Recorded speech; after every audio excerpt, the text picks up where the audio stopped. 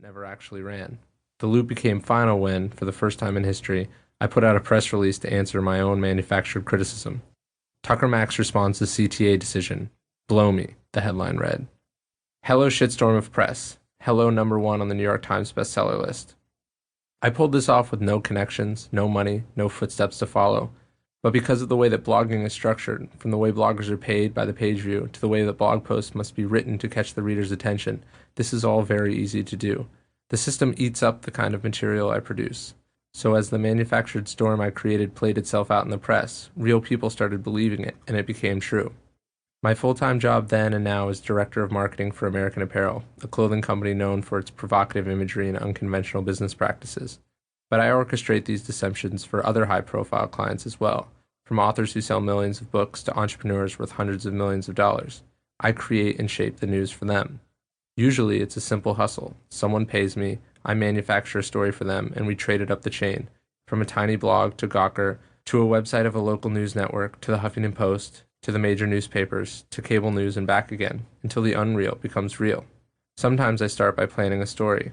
Sometimes I put out a press release or ask a friend to break a story on their blog. Sometimes I leak a document. Sometimes I fabricate a document and leak that. Really, it can be anything, from vandalizing a Wikipedia page to producing an expensive viral video. However the play starts, the end is the same. The economics of the internet are exploited to change public perception and sell product. Now, I was hardly a wide-eyed kid when I left school to do this kind of PR full-time. I'd seen enough in the edit wars of Wikipedia and the politics of power users in social media to know that something questionable was going on behind the scenes. Half of me knew all this, but another part of me remained a believer. I had my choice of projects. I only worked on what I believed in. And yes, that included Tucker Max and American Apparel. But I got sucked into the media underworld, getting hit after publicity hit for my clients, and propagating more and more lies to do so. I struggled to keep parts of me separate as I began to understand the media environment I was working in, and that there was something more than a little off about it. It worked until it stopped working for me. Though I wish I could pinpoint the moment when it all fell apart, when I realized the whole thing was a giant con. I can't. All I know is that eventually I did. I studied the economics and ecology of online media deeply in the pursuit of my craft. I wanted to understand not just how, but why it worked, from the technology down to the personalities of the people who use it. As an insider with access, I saw things that academics and gurus and many bloggers themselves will never see. Publishers liked to talk to me because I controlled multi-million-dollar online advertising budgets, and they were often shockingly honest. I began to make connections among these pieces of information and see patterns in history. In books decades out of print, I saw criticism of media loopholes that had now reopened. I watched as basic psychological precepts were violated or ignored by bloggers as they reported the news. Having seen that much of the edifice of online publishing was based on faulty assumptions and self-serving logic, I learned that I could outsmart it. This knowledge both scared and emboldened me at the same time. I confess I turned around and used this knowledge against the public interest and for my own gain. An obscure item I found in the course of my research stopped me cold. It was a mention of a 1913 editorial cartoon published in the long-since-defunct Leslie's Illustrated Weekly newspaper.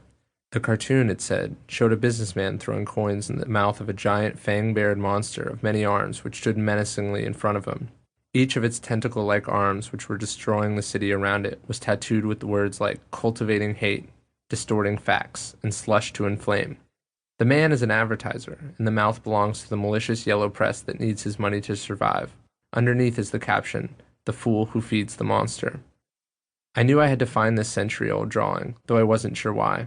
As I rode the escalator through the glass canyon of the atrium and into the bowels of the central branch of the Los Angeles Public Library to search for it, it struck me that I wasn't just looking for some rare old newspaper. I was looking for myself. I knew who that fool was. He was me. In addiction circles, those in recovery also use the image of the monster as a warning. They tell the story of a man who found a package on his porch. Inside was a little monster, but it was cute, like a puppy. He kept it and raised it. The more he fed it, the bigger it got, and the more it needed to be fed.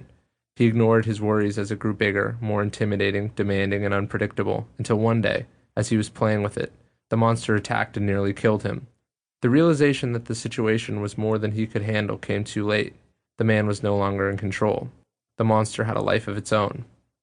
The story of the monster is a lot like my story, except my story is not about drugs or the yellow press, but of a bigger and much more modern monster. My monster is the brave new world of new media, one that I often fed and thought I controlled. I lived high and well in that world and believed in it.